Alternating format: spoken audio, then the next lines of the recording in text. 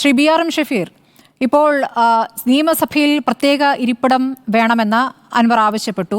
മുൻനിരയിലായിരുന്നു നേരത്തെയുള്ള ഇരിപ്പിടം മുകേഷിൻ്റെ അടുത്ത്. ഇപ്പോൾ അല്പം പിന്നിലേക്ക് പോയി ലീഗ് MLA KM അഷ്റഫിൻ്റെ അടുത്താണ് അടുത്ത സീറ്റ് എന്നാണ് കേൾക്കുന്നത്. അപ്പോൾ പ്രത്യേക ഇരിപ്പിടം എന്ന് പറയുന്നു, അങ്ങോട്ടുമില്ല ഇങ്ങോട്ടുമില്ല എന്ന് ഉറച്ചു പറയുകയാണ്. നിങ്ങളാകട്ടെ അൻവർ പറയുന്നതിൽ കാര്യമുണ്ട്. നിങ്ങൾ നേരത്തെ പല ഘട്ടത്തിലും പറഞ്ഞ കാര്യങ്ങൾ അത്രത്തോളം CPM-നെ കൊണ്ടില്ല എങ്കിലും ഇപ്പോൾ അൻവറിന് അത് ഒരു പൊതുവിഷയമായി അല്ലെങ്കിൽ പൊതുസമൂഹത്തിൽ ചർച്ച ചെയ്യുന്ന രൂപത്തിലേക്ക് അത് എത്തിക്കാൻ കഴിഞ്ഞു. അതിൽ CPM പ്രതിരോധത്തിലാകുന്ന കാഴ്ചയും നമ്മൾ കാണുകയാണ്. അപ്പോൾ അൻവറിൻ്റെ പുതിയ നീക്കത്തെ കോൺഗ്രസ് എങ്ങനെ കാണുന്നു? DMK ആയുള്ള ചർച്ച, DMK-യുമായി കൂട്ടുചേരാനുള്ള അദ്ദേഹത്തിൻ്റെ നീക്കം, അതെങ്ങനെയാണ് കേരളത്തിൽ പ്രതിഫലിക്കുക? അൻവർ DMK ആയിട്ട് കൂട്ടുകൂടിയാലും ആരുമായിട്ട് കൂട്ടിയാലും കോൺഗ്രസിനെ സംബന്ധിച്ചിടത്തോളം അതൊരു ഇഷ്യൂ അല്ല. അൻവറിനേക്കാൾ കടുപ്പപ്പെട്ട പല ആളുകളും മുമ്പ് CPM വിട്ടിട്ടുണ്ട്. നിങ്ങൾക്കറിയാം, CPM ഇന്നത്തെ CPM അല്ല.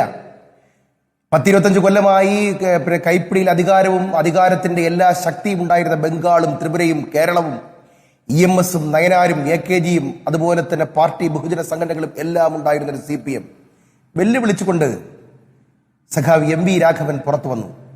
അദ്ദേഹത്തിന് ഒറ്റയ്ക്ക് നിൽക്കാൻ കഴിഞ്ഞില്ല. ഐക്യജനാധിപത്യ മുന്നണി വിശേഷ ലീഡർ ശ്രീ K കരുണാകരൻ അദ്ദേഹത്തെ പിടിച്ചണച്ചു.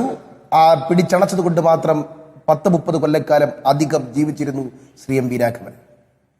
പാർട്ടിക്കകത്ത് പടലപ്പിണക്കങ്ങൾ ഉണ്ടായി. അഴിമതിക്കാരിയാണെന്ന് ചിത്രീകരിച്ച് പുറകിൽ നിന്ന് കുത്തി വന്ധ്യവയോധികയായ KR ഗൗരിയമ്മയെ ഇവർ നിഷ്കരണം പാർട്ടിയിൽ നിന്ന് വലിച്ചെറിഞ്ഞു. അവർ പുറത്തിറങ്ങി ഒരു മൂവ്മെന്റ് ഉണ്ടാക്കി. അതിന് ജനാധിപത്യ സംരക്ഷണ സമിതി എന്ന് പേരിട്ടു.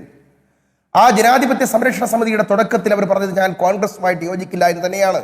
ഞങ്ങളും അതിനെ പ്രോത്സാഹിപ്പിച്ചില്ല. പക്ഷെ ഞങ്ങൾ ചെയ്തത് ആലപ്പുഴ വികസന സമിതിയിൽ അതിന്റെ കൺവീനറായിട്ട് ഞങ്ങൾ ശ്രീ KR ഗൗരിയമ്മയെ അന്നത്തെ മുഖ്യമന്ത്രി ശ്രീ K കരുണാകരൻ അഡോപ്റ്റ് ചെയ്തു.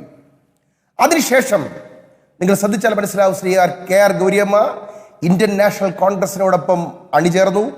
ഐക്യ ജനാധിപത്യത്തിന്റെ ഭാഗമായി എൻ്റെ ഇത് ശരിയാണെങ്കിൽ 2 തവണ ഒരു മന്ത്രിയുമായി. PV അൻവറിന് DMK-യുമായിട്ട് ബന്ധപ്പെട്ട് എന്തെങ്കിലും തരത്തിൽ കേരളത്തിൽ എന്തെങ്കിലും വലിയ മൂവ്മെന്റ് നടത്താൻ പറ്റുമെന്ന് ഞങ്ങൾ വിശ്വസിക്കുന്നില്ല. ഇതിനേക്കാൾ വലിയ സൗണ്ട് ഉണ്ടാക്കി ബഹളമുണ്ടാക്കി ഇറങ്ങി തിരിച്ച ആളാണ് ശ്രീ TP ചന്ദ്രശേഖരൻ. അദ്ദേഹം 4 പഞ്ചായത്തുകൾ പിടിച്ചെടുത്തു. 2 അസംബ്ലി സെഗ്മെന്റുകളിൽ ഭൂരിപക്ഷം വന്നു. മണ്ടോടി കണ്ണനെ പോലുള്ള അദ്ദേഹത്തിന്റെ കുടുംബാംഗങ്ങളെയും പോലുള്ള അദ്ദേഹത്തിന്റെ കുടുംബാംഗങ്ങളെ പോലുള്ള ആളുകൾ, മണ്ടോടി കണ്ണന്റെ കുടുംബാംഗങ്ങൾ ഉൾപ്പെടെയുള്ള ആളുകൾ ആ ധാരയുടെ ഭാഗമായി. 4 പഞ്ചായത്തുകളിൽ CPM-നെ അടപടലെ അത് പറിച്ചു. അദ്ദേഹത്തെ മാർക്ക് ചെയ്ത് കൊന്നു. ആ RMB നിങ്ങൾക്കറിയാം, ഇന്ന് ഒരു MLA ഉണ്ട്, അത് വടകരയിലാണ്. അവരെ ഞങ്ങൾ സംരക്ഷിക്കുന്നുണ്ട്. അവരെ ഞങ്ങളുടെ സ്വന്തം പെങ്ങളെ പോലെ ഞങ്ങളുടെ കൂടെ നിർത്തി സംരക്ഷിക്കുന്നുണ്ട്. അൻവറിന്റെ മുമ്പിൽ 2 ഓപ്ഷനേ ഉള്ളൂ. പിണറായി വിജയനെ തുറന്നു തീർത്തു. എന്തുകൊണ്ട് തുറന്നു തീർത്തു? അത് RSS ആണ് എന്ന് ബോധ്യപ്പെട്ടതിന്റെ അടിസ്ഥാനത്തിൽ തുറന്നു തീർത്തു. 2, അത് ബാഫികൾക്കുമായിട്ട് കൂട്ടുകൂടുന്നു എന്നതിന്റെ അടിസ്ഥാനത്തിൽ തുറന്നു തീർക്കപ്പെട്ടു.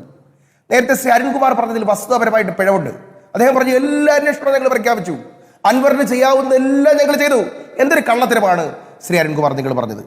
ഫോൺ ചോർത്തി ADGP DGP-യുടെയും മുഖ്യമന്ത്രിയുടെ ഓഫീസിന്റെയും പ്രതിപക്ഷ നേതാക്കന്മാരുടെയും മാധ്യമങ്ങളുടെയും പലരുടെയും ഫോണുകൾ ചോർത്തി എന്റെ കയ്യിൽ തെളിവുണ്ട്.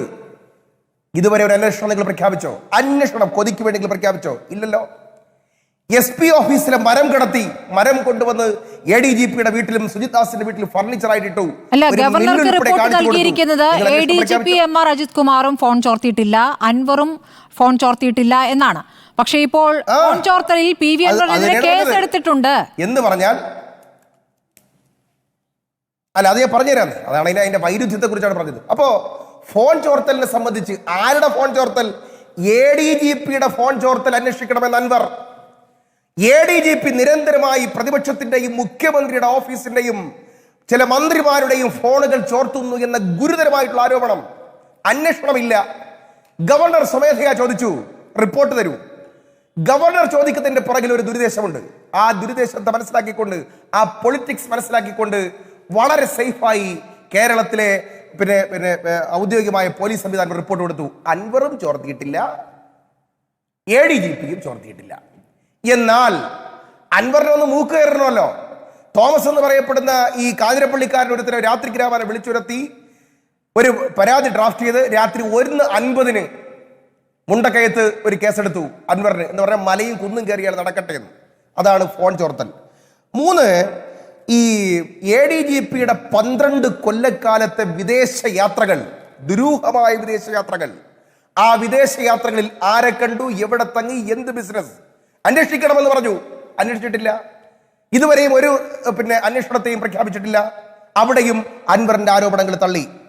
സ്വാമി സന്ദീപാനന്ദഗിരിയുടെ ആശ്രമം കത്തിച്ച കേസിൽ BJPക്കാരെ രക്ഷിക്കാൻ 6 മാസക്കാലത്തോളം ADGP ഈ അജിത് കുമാർ ശ്രമിച്ചെന്നും എന്നിട്ട് അന്വേഷണത്തെ ടെസ്റ്റ് ചെയ്യാൻ വേണ്ടി കണ്ണൂരിലെ ഇവരുടെ കരളായ നേതാവ് കാരായി രാജനെ അതിനകത്ത് കുടുക്കാൻ ശ്രമിച്ചു എന്നും കൃത്യമായി എവിഡൻസ് വെച്ചുകൊണ്ട് ആരോപണം ഉന്നയിച്ചു. കാരായി രാജനെ കുടുക്കാൻ വേണ്ടി പോലും ശ്രമം നടത്തിയെന്ന് ആരോപണം ഉന്നയിച്ചിട്ടും ഒരു അന്വേഷണം നിങ്ങൾ പ്രഖ്യാപിച്ചില്ലല്ലോ. അപ്പോ ഗുരുതരമായ ഫോൺ ചോർത്തലുകൾ, വിദേശ ബന്ധങ്ങൾ, ADGPയുടെ ഭാര്യ സഹോദരന്മാരും ബന്ധുക്കളും തൃശ്ശൂരിൽ പൊട്ടിക്കപ്പെട്ട് പുറത്തിറങ്ങുന്ന സ്വർണം തൃശ്ശൂരിലെ പല മാർക്കറ്റുകളിലും കൊണ്ടുവന്ന് കച്ചവടം നടത്തുന്നു എന്ന ഗുരുതരമായ പരാമർശം ഉൾപ്പെടെ നടത്തിയിട്ടും 5 കാര്യങ്ങളിൽ ഒരു അന്വേഷണവും നടത്തിയില്ല. അതുകൊണ്ട് അന്വേഷണമൊക്കെ നടത്തി, എന്നിട്ടും അൻവർ പുറത്തുപോയി എന്ന് പറയുന്നതിലൊന്നും ഒരു കാര്യമില്ല. എന്നിട്ട് അൻവർ ഒരു കടത്തുകാരൻ എന്ന് പറഞ്ഞു. ഞങ്ങള് ഒരിക്കൽ പോലും ശ്രീ അരുൺകുമാർ, നിങ്ങളുടെ മുഖ്യമന്ത്രി പിണറായി വിജയൻ ശിവശങ്കരൻ ഒരു കടത്തുകാരൻ, ശിവശങ്കരന്റെ തോഴി ഈ സ്വപ്ന ഒരു കടത്തുകാരി, ഞങ്ങളുടെ പ്രിയപ്പെട്ട സഖാക്കന്മാർ അർജുൻ ആയങ്കി ഒരു കടത്തുകാരൻ പറഞ്ഞിട്ടില്ല. മനസ്സിലല്ലേ? അർജുൻ ആയങ്കിക്ക് പുറമെ വേറൊരുത്തരുണ്ടല്ലോ, എന്തൊരു തില്ലങ്കേരി, ആകാശ് തില്ലങ്കേരി കടത്തുകാരൻ പറഞ്ഞിട്ടില്ല സാർ. അല്ല, പറഞ്ഞില്ല. ആകാശ് തില്ലങ്കേരി കടത്തിട്ടില്ല. അപ്പോ ആകാശ് തില്ലങ്കേരിക്ക് കൊടുക്കാത്ത ചാർത്തൽ, ആയങ്കേരിക്ക് കൊണ്ടുവന്ന് കൊടുക്കാത്തൊരു മേലങ്കി, സ്വപ്നയ്ക്കും അതുപോലെ തന്നെ ശിവശങ്കരനും കൊടുക്കാത്തൊരു മേലങ്കി അൻവറിന്റെ മണ്ടയിൽ അടിച്ചേൽപ്പിച്ചാൽ അതങ്ങ് ഓടിക്കളയും, BJPക്കാർ ഉൾപ്പെടെയുള്ളവർ അതങ്ങ് ക്ലിയറാക്കി കളയും എന്നുള്ള ധാരണയായിരുന്നു ഇപ്പൊ പൊളഞ്ഞത്. ഇനി ഞാൻ വേറൊരു സെഗ്മെന്റിലേക്ക് വരാം. അൻവറിനെ നിങ്ങൾ പൂട്ടാൻ വേണ്ടി നിങ്ങൾ വരുത്തി വെച്ച ഒരു വാരിക്കുടിയിൽ ഇപ്പൊ പിണറായി വീടില്ലേ? യഥാർത്ഥത്തിൽ എന്താണ് സംഭവിച്ചത്? അൻവർ ഒരു സ്വർണമായും സ്വർണം പൊട്ടിക്കലുമായിട്ടും വിദേശ ബന്ധങ്ങളുമായിട്ടും വിദേശ യാത്രകളുമായി ബന്ധപ്പെട്ട് ഒരു ആരോപണം ഉന്നയിച്ചു. ആ ആരോപണത്തിന്റെ കരളായ ഭാഗത്തെ കുറിച്ച് അന്വേഷിക്കുന്നതിന് പകരം ഒരു ജില്ലയാകെ സ്വർണമാണ്, സ്വർണ്ണക്കടത്താണ്, ജില്ലയാകെ ദേശവിരുദ്ധമാണെന്ന് വരുത്താൻ തിരുവനന്തപുരത്തൊരു പത്രസമ്മേളനം, ഡൽഹിയിൽ റിപ്പോർട്ടറിന് കിട്ടിയോന്നറിയില്ല, വിവാദമായ PR ഏജൻസിയുടെ അഭിമുഖത്തിന് തൊട്ട് മുമ്പ് നിങ്ങൾ ആലോചിക്കണം, 12 ഈ മീഡിയ സ്ഥാപനങ്ങൾക്ക് വാട്സപ്പ് വഴിയും ഇമെയിൽ വഴിയും ഒരു ഇന്റേണൽ ഒരു പോലീസിന്റെ ഇന്റലിജൻസ് റിപ്പോർട്ട് എന്ന പേരിൽ സ്വർണവുമായി ബന്ധപ്പെട്ട ചില കണക്കിൽ കൊടുത്തുകൊണ്ട് ചില നീക്കങ്ങൾ മുഖ്യമന്ത്രിയുടെ ഓഫീസിൽ നിന്ന് തന്നെയാണ് ഈ കൊടുക്കാനുള്ള കുറിപ്പ് തയ്യാറാക്കിയെന്ന വാർത്ത ബ്രേക്ക് ചെയ്തത് റിപ്പോർട്ടറാണ് എന്ന് പറഞ്ഞാൽ അത്രയേ ഉള്ളൂ. അപ്പോ തിരുവനന്തപുരത്തെ വിവാദമായ വാർത്താ സമ്മേളനം, ഡൽഹിയിലെ വാർത്താ സമ്മേളനത്തിന് മുമ്പുള്ള കുറിപ്പ് കൊടുക്കൽ അഥവാ പോലീസ് റിപ്പോർട്ടാണെന്ന പേരിൽ വാട്സപ്പുകളിൽ അയച്ചു കൊടുത്ത സംഭവം, എന്നിട്ട് മുഖ്യമന്ത്രിയുടെ വിവാദ പത്രസമ്മേളനത്തിലെ ചില ആളുകളുടെ സാന്നിധ്യം, അതിനുശേഷം വിവാദ കുറിപ്പുകൾ തള്ളിക്കയറ്റി കൊടുത്തത്, ഇതെല്ലാം ചെയ്തത് ഒരു കേന്ദ്രമാണ്. ആ കേന്ദ്രം കേരളത്തിലെ മുഖ്യമന്ത്രിയുടെ ഓഫീസ് നിയന്ത്രിക്കുന്ന കേന്ദ്രമാണ്. ആ കേന്ദ്രത്തിന്റെ പുറകിൽ RSS ആണ്. ഞാൻ ഒരു കാര്യം പറഞ്ഞുതരാം, അരുൺകുമാർ ഇപ്പോഴും RSS ആയി കാണത്തില്ല. പക്ഷെ അരുൺകുമാർ വിശ്വസിക്കുന്ന നേതാക്കന്മാർ ഒന്നാകെ RSS ആണ്, പോലീസ് RSS ആണ്. ഞാൻ ഒരു കാര്യം കൂടി, കഴിഞ്ഞ ദിവസം ഒരു മാധ്യമപ്രവർത്തകൻ എന്നോട് പറഞ്ഞത്, നിങ്ങൾ എന്ത് കണ്ടിട്ടാണ് ഇങ്ങനെ ഇടത് ചാടുന്നത്? CPI ഉൾപ്പെടുന്ന ഇടതുപക്ഷ യോഗത്തിൽ മുഖ്യമന്ത്രി പിണറായി വിജയൻ ചോദിച്ചത്രേ, നിങ്ങൾക്ക് അടുത്തതിന് ഒരു തുടർ ഭരണം ഒരിക്കൽ കൂടി ഉണ്ടാക്കി തരാനുള്ള ശേഷി നിങ്ങൾക്കുണ്ടോ? അപ്പോ ബിനോയ് വിശ്വം മിണ്ടിയിലെത്രേ, എന്നിട്ട് പറഞ്ഞു, എനിക്കതുണ്ട്, അതുണ്ടാക്കാൻ വേണ്ടിയിട്ടുള്ള അജണ്ടയാണ് ഞാൻ സെറ്റ് ചെയ്യുന്നത് എന്ന് പറഞ്ഞാൽ പ്രത്യക്ഷമായി തന്നെ പരോക്ഷമായിട്ടും പ്രത്യക്ഷമായിട്ടും RSSന്റെ കേന്ദ്ര നേതൃത്വത്തിനോട് RSS ലൈൻ സ്വീകരിക്കുന്ന ഒരു മുഖ്യമന്ത്രിയാണ് ഞാൻ. നിങ്ങൾക്ക്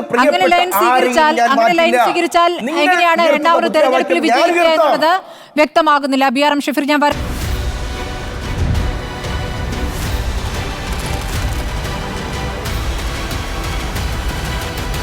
ഡിബേറ്റ് വിത്ത് സ്മൃതി പരുത്തിക്കാട്.